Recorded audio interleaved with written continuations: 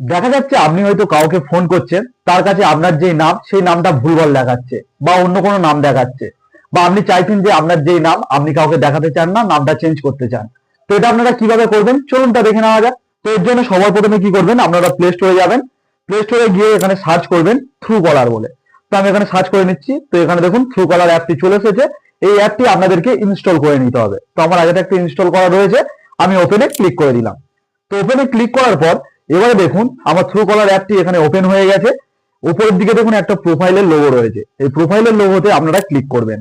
তো এখানে ক্লিক করার পর এখানে দেখুন একটি অপশন চলে আসছে এডিট প্রোফাইল বলে। তো এডিট প্রোফাইলে আপনাদেরকে ক্লিক করতে হবে। তো এখানে ক্লিক করার পর এবারে দেখুন এখানে আপনার নাম লেখার অপশন চলে আসছে। যেমন আমার দেখুন এখানে রয়েছে ফার্স্ট নেমে উজ্জ্বল এবং লাস্ট নেমে হালদার রয়েছে।